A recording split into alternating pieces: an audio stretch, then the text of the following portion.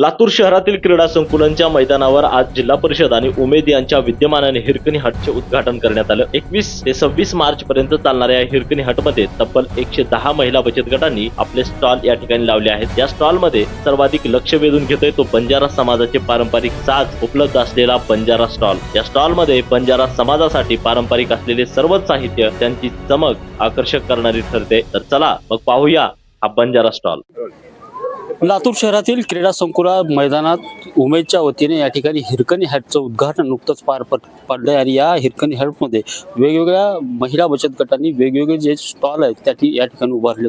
आपण पाहू शकतो हा स्टॉल जो आहे तो बंजारा समाजाचा एक पेहराव जो असतो तो पेहराव ज्या पद्धतीने त्याचं साहित्य असतं त्या साहित्याचा हा स्टॉल आहे आणि या स्टॉलमध्ये आपण पाहायला हा स्टॉल सगळ्यांचंच लक्ष वेधून घेतोय आणि जर पाहायला गेलं तर बंजारा समाजाचा जो मुख्य पेहराव असतो त्या पेहरावातले सगळे प्रकार या स्टॉलवर उपलब्ध आहेत। त्यामुळे हा एक स्टॉल जो आहे तो मुख्य आकर्षण बनतो। या स्टॉलच्या संस्थापक माझ्यासोबत आहेत। मला सांगा नेमकं काय काय या स्टॉलमध्ये आहे, कशा पद्धतीचा हा स्टॉल?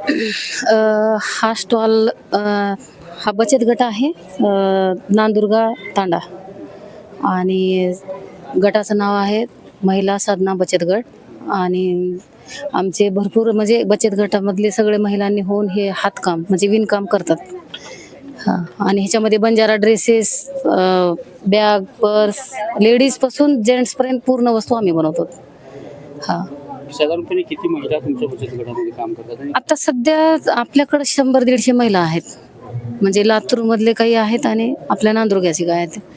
प्रोडक्ट तयार होतो आणि बाहेर पण हे प्रोडक्ट जातं का? बाहेर पण जातोय, मुंबई, दिल्ली असं होलसेल मध्ये आपलं प्रोडक्ट जातोय। ऑनलाईन वगैरे ऑनलाईन जातोय, परत काही फॅशन डिझायनर वगैरे आपल्याकडून, काही पिक्चर लाईन मध्ये जाते। हा, फायदा मिळतो का? हो, भरपूर फायदा आहे।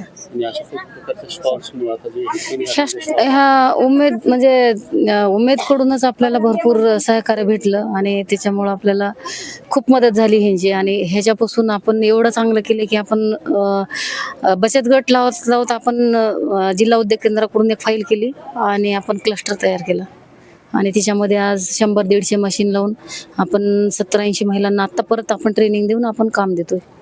स्वरूपात उमेदच्या माध्यमातून हा जो प्रयत्न आहे तो महिला सक्षमीकरणाचा प्रयत्न आहे आणि या महिला सक्षमीकरणासाठी जे जे लागतं ते उमेदच्या माध्यमातून करण्याचा या ठिकाणी प्रयत्न होतोय।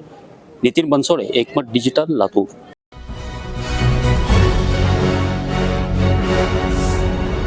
Thanks for watching Ekmat Digital.